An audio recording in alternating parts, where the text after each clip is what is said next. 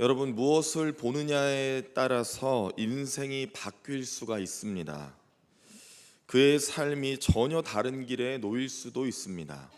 그 바라봄의 방향이 자기 자신일 수도 있고요.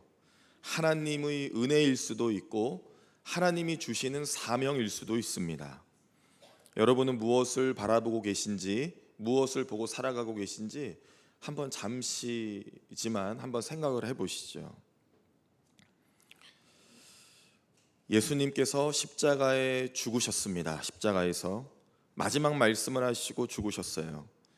예수님을 이 땅의 왕으로 혹은 위대한 자로 여기고 어떤 큰 일을 할 거라고 생각했던 사람들에게는 굉장히 허무한 사건이 되었을 겁니다.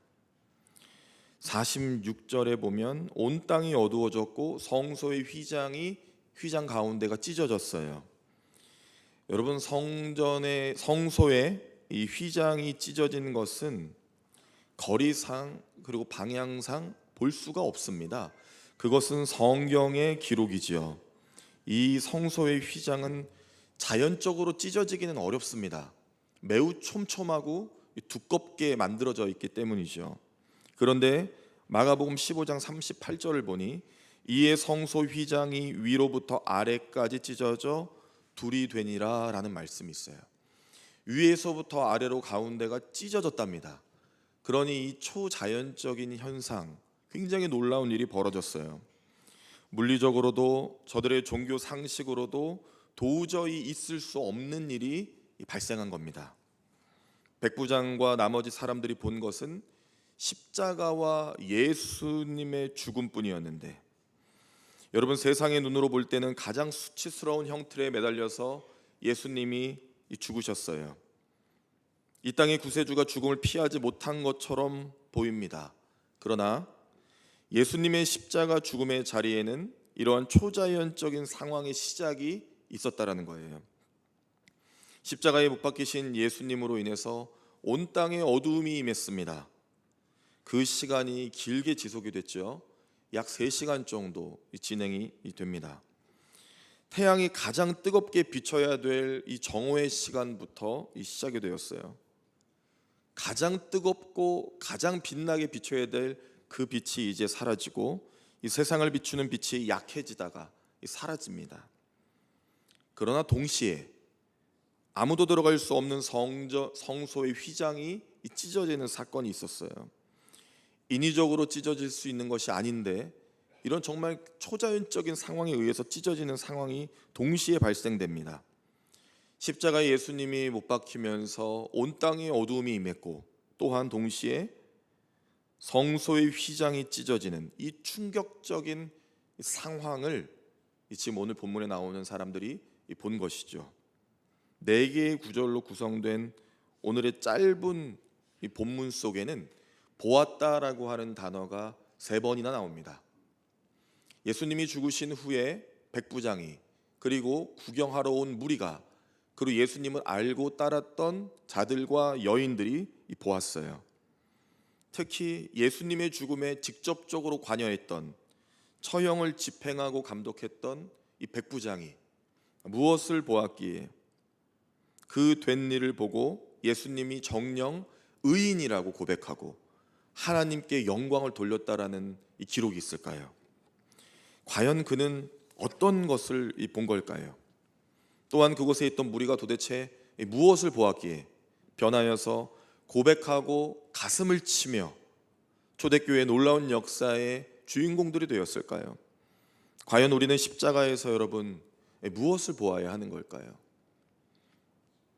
첫 번째입니다. 십자가에서 죄인을 보아야 합니다. 여기서 죄인은 멀리 있는 자가 아닙니다. 바로 내가 죄인인 것을 보아야 합니다. 여러분, 인간은 그 누구도 죄에서 자유롭지 못합니다. 그 죄로 인한 결박이 얼마나 강력한지 예수님이 십자가에서 죽으시지 않으면 도대체 풀려날 수가 없습니다. 여러분, 죄의 결과는 얼마나 참혹한지 아십니까? 하나님의 영광으로부터 멀어질 뿐만 아니라 사망의 길로 가는 것이 이 죄입니다. 하나님으로부터 전적인 은혜를 공급받지 못하면 죄의 싹은 고스란히 나의 것이 되지요. 인간은 하나님과 단절되어서 영적인 공급이 없이는 영원히 살아갈 수가 없는 존재인데, 마치 지금 굉장히 잘 사는 것처럼 그 영적인 공급이 없는데도 불구하고 살아가는 인생이 우리입니다. 내 것이라고 하는 가장 강력한 죄의 노예가 되는 것이죠. 예수의 처형 집행관이었던 이 백부장, 이 백부장은 지금 아주 이해할 수 없는 죽음을 보고 있습니다. 십자가에 달려 참을 수 없는 고통 가운데 있는 그분이 살려달라, 억울하다, 그런 얘기를 하지 않고 많지 않은 단어로 하나님께 기도하고 있기 때문입니다. 바로 그것을 본 거죠. 백부장 입장에서는 아주 이상한 죽음입니다. 47절로 백부장이 하나님께 영광을 돌렸다라는 말씀이 있죠. 예수님의 죽음을 집행하고 감독하는 그가 어떻게 이런 귀한 일을 할 수가 있을까요? 갑자기. 여러분, 예수의 죽음을 통해서 하나님께 영광을 돌릴 수 있는 길은 하나뿐입니다. 그것은 회심입니다. 하나님께로 그 방향을 돌려, 세상과 죄로 가고 있던 내가 하나님께로 방향을 돌려 하나님 품에 안기는 것이 회심이죠. 그 증거가 그 구절이 있습니다. 이 사람은 정녕 의인이었다라고 말했습니다. 회심하지 않으면, 거듭나지 않으면 할 수 없는 말이죠. 이 사람은 정녕 의인이었다. 십자가의 처형을 자주 목격하고 진행했던 그가 지금 이 순간만큼은 전혀 다른 고백을 하고 있습니다. 정녕 의인이었다. 여기서 의인은 하나님의 아들을 말합니다. 그 말은 죄가 없다는 거죠. 이분은 죄가 없어요. 예수님의 처형에 대해서 오히려 하나님의 아들로서 마태와 마가는 그렇게 고백하고 있고, 누가는 의인이라고 선택하여서 기록하였습니다. 백부장은 오히려 하나님의 영광을 올려드리는 증인이 되었어요. 하나님의 아들이시고 죄가 없다는 거예요. 그런데 그는 방금 전까지 예수의 죽음에 그 집행을 하던 사람입니다. 여러분, 사도 바울은 어땠습니까? 예수 믿는 자들을 옥에 가두려고 달렸던 그가 예수를, 그 복음을 전하기 위하여 달리는 인생으로 완전히 뒤바뀌었잖아요. 그것이 회심한 자, 거듭난 자의 놀라운 특권이고 선물입니다.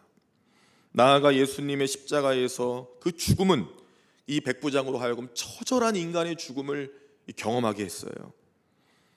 저 십자가는, 저분이 달려있는 십자가는 지금 저분이 달려서는 안 되는구나. 저분은 진정한 의인이고 죄가 없는데, 여러분, 그러면 누가 달려야 됩니까? 십자가에는 누가 달려야 되는 건가요? 죄인이 달려야죠. 그럼 지금 백부장이 깨닫고 있는 것은 무엇입니까? 저 십자가는 저분의 것이 아니라는 거예요. 나는 죄인인 거예요. 내가 죄인인 거예요. 그거를 깨닫고 있는 것입니다. 이것이 놀라운 하나님의 역사이시죠. 충격적으로 바라보고 있는 거예요, 그 장면을. 그러기 때문에 고백할 수가 있는 겁니다.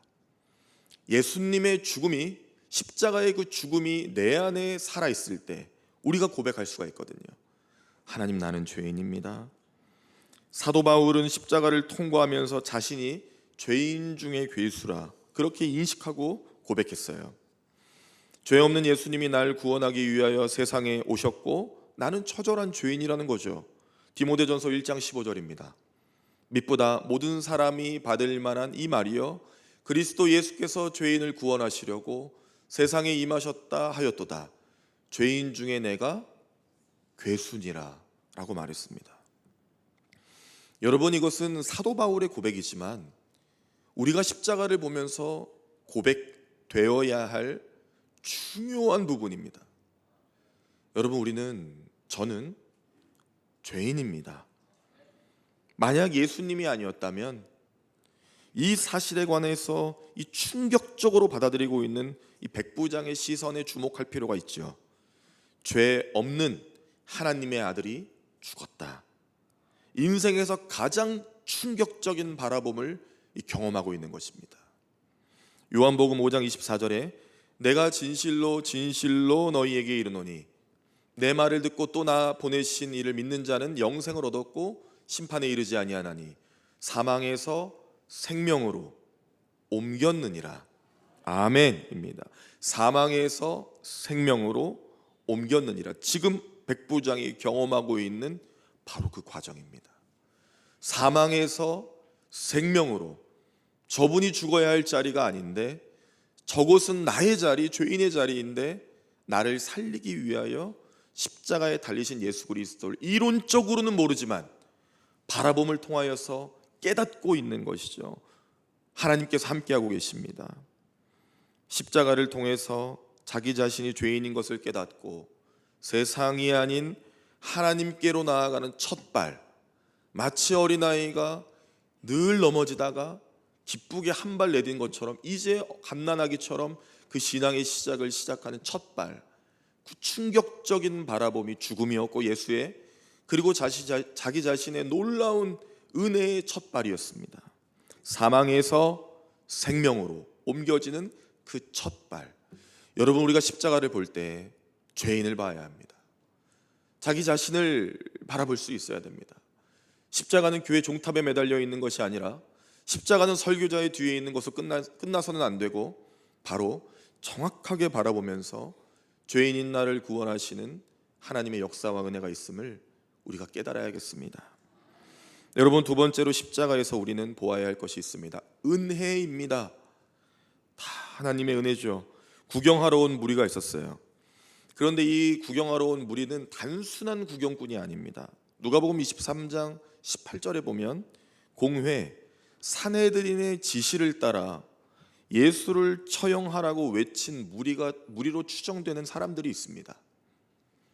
동시에 말하죠. 바라바를 내리고 저 바라바를 처형하지 말고 도적 바라바를 살리고 예수를 죽이라는 겁니다.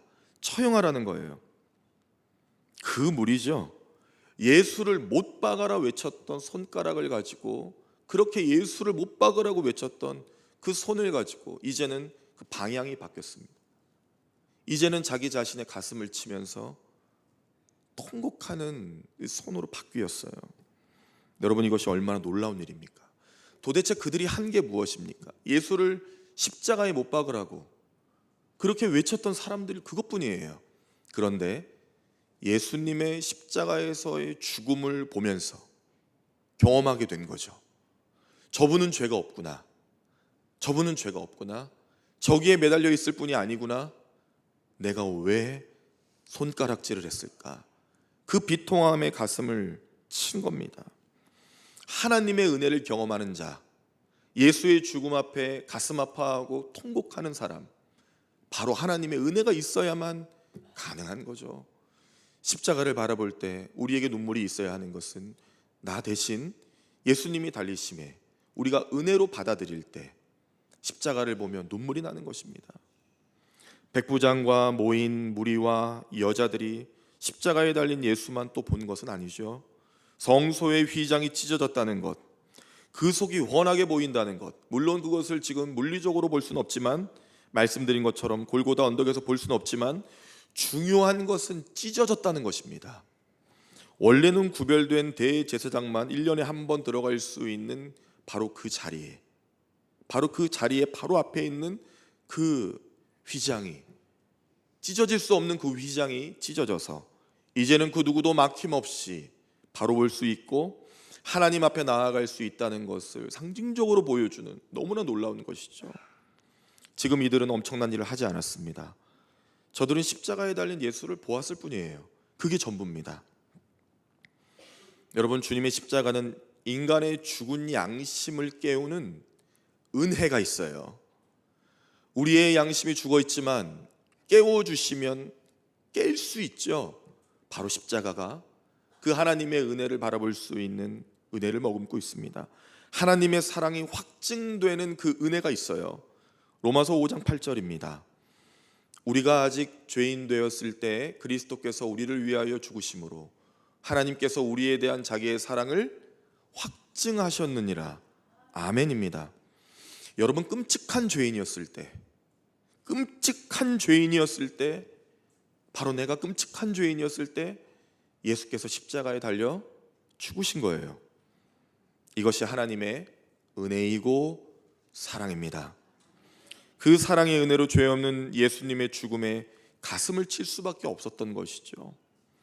요한일서 4장 9절에서 10절, 하나님의 사랑이 우리에게 이렇게 나타낸 바 되었으니 하나님이 자기의 독생자를 세상에 보내심은 그로 말미암아 우리를 살리려 하심이라. 사랑은 여기 있나니 우리가 하나님을 사랑한 것이 아니요 하나님이 우리를 사랑하사 우리 죄를 속하기 위하여 화목제물로 그 아들을 보내셨음이라. 아멘입니다. 예수님의 죽음은 하나님의 은혜이고 그분의 전적인 사랑이었습니다. 아무것도 아닌 나를 구원하시기 위하여 달리시면 안 되는 그 십자가에 나를 대신하여 달리셨어요. 십자가는 내가 하나님을 사랑한 것이 아니라 죄인 되었을 때 하나님이 나를 사랑하신 은혜입니다. 그래서 십자가를 보면 은혜가 경험되어져야 되는 것이죠. 그냥 교회에 매달려 있는 십자가가 아닙니다. 하나님이 나를 살리기 위하여 독생자 예수를 십자가에 달려 죽게 하신 그 은혜의 십자가이신 것이죠. 요한복음 3장 16절입니다. 하나님이 세상을 이처럼 사랑하사 독생자를 주셨으니 이는 그를 믿는 자마다 멸망하지 않고 영생을 얻게 하려 하심이라. 아멘. 하나님께서 죄인이었음에도 불구하고 이 땅을 사랑하셔서 우리를 사랑하셔서 예수 그리스도를 보내주셨고 멸망하지 않고 영생하도록 인도해 주셨습니다. 십자가의 독생자를 내어주심은 믿는 자마다 멸망치 않아야 하는 하나님의 놀라운 은혜가 담겨 있는 것이죠. 감당할 수 없는 사랑입니다. 십자가에 담긴 놀랍고 큰 하나님의 은혜가 우리 모두에게 깨달아지고 역사되어지기를 간절히 소망합니다. 셋째로 십자가에서 여러분 우리는 사명을 보아야 합니다. 사명을 보아야 해요. 예수님을 따르던 여인들이 있었습니다. 원래 예수님을 따랐던 사람들이죠. 그리고 예수님을 아는 사람들이 있습니다. 예수님과 친구처럼 가까웠던 관계인 것 같아요. 첫 번째로는 백부장, 두 번째로는 구경하던 무리, 세 번째로는 아는 자들과 따르던 여인들, 모두 십자가의 처형을 보면서 진정 놀라운 변화를 경험하고 있어요. 바라본 것입니다. 예수의 죽음을 바라본 거예요. 그거밖에 없어요. 그게 핵심입니다. 우리가 십자가를 볼 때 예수의 죽음을 생각할 수 있어야 합니다. 그것만 있어도, 여러분 그것만 있어도 얼마나 놀라운 인생을 사는 줄 아십니까? 내가 달려야 할 십자가, 죄인인 내가 달려야 할 십자가, 바로 그 십자가를 통해서 하나님께서는 우리에게 사명을 주세요. 다른 통로가 아닙니다. 예수의 죽으심, 바로 그 십자가를 통하여 우리가 사명을 얻을 수가 있어요. 인생 중에 결정적인 깨달음이 얻는 시간들이 있습니다.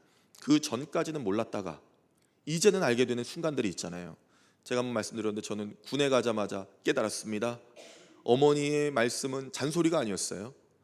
제가 얼마나 담대하게 군으로 출발했냐면 부모님이 논산 올려서 따라오신다는 거, 오지 말라 했습니다. 군대 다 가는 거예요. 뭐 잘 다녀올게요. 2년 2개월. 그리고 출발하고 그날 밤 울었어요. 그 다음날 아침에 숟가락을 주는데 포크가 달려있어요. 포크가 합체되어 있는 거. 그걸 보면 또 마음이 또 찡한 거예요. 밥을 먹고 이렇게 혼자 앉아있는데 그렇게 이상하게 울컥울컥 되는 거예요. 그 노래를 부르래요. 연병장에 세워놓고 부모님의 은혜 있잖아요. 눈물이 막 나는데 다 깨달아졌어요. 다 은혜였구나. 그렇게 깨달아졌습니다. 내일 군에 가는 우리 정희택 집사님 아들 정성진 청년이 일부 예배에 나와서 기도받고 갔어요. 제가 육군 6사단 철원에서 근무했는데 오늘 그 친구가 내일 육군 6사단으로 가더라고요. 그래서 축하해줬습니다. 군에 가면 밥도 주지, 운동도 시켜주지, 춥지, 잘 다녀오라고 성경책 선물해주고 기도해줬어요. 그런데 여러분 이럴 때가 있죠. 이렇게 재미나게만 알아가는 것이 아니라 두들겨 맞아야 번쩍거리고 할 때가 있습니다. 이 상황을 당하면 안 돼요. 두들겨 맞아야 할 때가 있어요. 사도 바울은 예수님을 만나고 회심한 후에 이렇게 고백합니다. 에베소서 3장 8절에서 9절. 모든 성도 중에 지극히 작은 자보다 더 작은 나에게 이 은혜를 주신 것은 측량할 수 없는 그리스도의 풍성함을 이방인에게 전하게 하시고 영원부터 만물을 창조하신 하나님 속에 감추어졌던 비밀의 경륜이 어떠한 것을 드러내게 하려 하심이라. 아멘. 분명히 나와 있죠. 측량할 수 없는 그리스도의 풍성함을 이방인에게 전하게 하시려고. 그것이 사도 바울이 받은 사명이었어요. 십자가의 예수를 경험한 후에 받은 사명, 이방인에게 복음을 전하라였어요. 그래서 세계 선교를 한 것이죠. 지금까지 살아온 인생의 궤적이 예수 그리스도 십자가를 향해 있음을 깨닫게 되고 이 사명을 받습니다. 주님을 인격적으로 만나면요, 전혀 새로운 삶의 방향이 결정되어져요. 그렇게 삶의 방향이 분명해집니다. 여러분, 그럴 리는 없겠지만 제가 만약 다시 태어난다면, 저에게 기회를 주신다면 저는 목사하고 싶어요. 전 너무 좋아요. 공식적으로 복음을 전할 수 있는 직업. 누가 뭐래도 예수 그리스도의 십자가 전에도 아무도 저 욕하지 않습니다. 얼마나 감사한지 몰라요? 여러분, 당신은 왜 사십니까? 라는 질문을 우리가 받을 때가 있을 수도 있어요. 그때 여러분 무엇이라 대답하시겠습니까? 십자가를 바라보고 내가 죄인인 것과 하나님의 은혜인 것과 나의 삶의 방향이 결정되어지면 말할 수 있어요.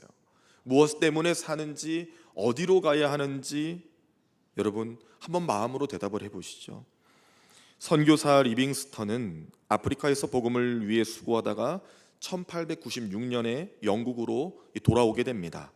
글래스고 대학에서 그에게 박사 학위를 수여하게 돼요. 그런데 이 리빙스턴이 아프리카에서 선교하다가 사자에게 팔이 찢깁니다. 그래서 귀국했을 때 그 팔이 찢긴 상태로 왔어요. 그러니 많은 사람들이 그 모습을 보며 진정한 선교사다, 정말 놀랍다 하면서 칭송을 하고 이제 학위 수여를 하게 됩니다. 그때 리빙스턴이 이렇게 말해요. 저는 다시 아프리카로 가렵니다. 지금까지 저는 볼지어다 내가 세상 끝날까지 너희와 항상 함께 있으리라 하신 주님의 말씀만 믿고 살았습니다. 앞으로도 그렇게 살 것입니다 라고 말했대요. 제가 이 이야기를 접하고 굉장히 놀랍고 감사했습니다. 아, 사명이라는 것은 그런 거구나. 예수의 십자가를 통과한 이후에 받는 사명은 그런 것이구나. 팔이 뜯겨져 나가도 다시 그 자리로 가는 것이구나. 바로 그것을요. 여러분, 리빙스턴의 삶은, 사명은 너무나 명확했어요. 사명은 있어야 할 곳에 있는 것입니다. 여러분, 우리가 구체적인 음성으로 하나님께 여기 가라 저기 가라 말씀은 듣지 못하더라도 십자가를 잘 바라보면 우리의 삶의 방향이 결정되어집니다. 물질을 위해 살 것인가, 건강을 위해 살 것인가, 지식과 지혜를 위해 살 것인가, 아니면 나를 위해 죽으시고 부활하셔서 구원하여 주신 십자가의 예수를 위해 살 것인가. 모두 각자의 영역이 다르고 하는 일은 다르지만 그 하나의 주제를 향하여 나아갈 수가 있지 않을까요? 저는 우리 사랑하는 몸된 교회 남부교회가 그러한 사명을 얻는 교회이기를 간절히 바랍니다. 여러분, 오늘 본문에서 십자가를 통해 삶의 방향을 새롭게 보게 된 사람들이 있어요. 그리고 나서 본문은 끝났지만 바로 연결돼서 나오는 한 인물이 있는데 그 사람이 아리마대 사람 요셉이라는 분입니다. 성경이 그를 얼마나 존귀하게 말하고 있냐면 하나님의 나라를 기다리는 자래요. 어떻게 이런 표현을, 이런 칭호를 받을 수가 있는지. 하나님의 나라를 기다리는 자. 처음에는 예수의 제자인 것이 두려워서 말을 못했던 사람인데 나중에는 자신이 준비했던 무덤, 자신이 죽으면 들어가려고 했던 새 무덤에 오히려 예수님을 장사하겠다고 예수의 시체를 달라고 요청했던 사람이 아리마대 사람 요셉입니다. 변화, 완전한 변화. 이제 내 생명이 중요하지 않아요. 비록 예수님은 지금 죽었지만 내가 그분을 온전하게 장사하리라, 그 마음으로 아리마대 사람 요셉이 변화된 것이죠. 여러분, 이처럼 십자가를 통해 나를 발견하고 하나님의 사랑을 경험하면 우리가 무엇을 위해 살지, 어떤 삶의 방향으로 갈지가 구체적이고 명확하게 결정됩니다. 하나님께서 우리 교회와 오늘 예배드리고 계시는 우리 모든 성도님들께 은혜를 주셔서 그렇게 살 수 있도록, 십자가를 바라볼 수 있도록 은혜를 주시기를 간절히 바라요. 사랑하는 교우 여러분, 과연 우리의 삶의 방향이 무엇을 지향하고 있을까요? 또한 지금 우리는 어떻게 살고 있을까요?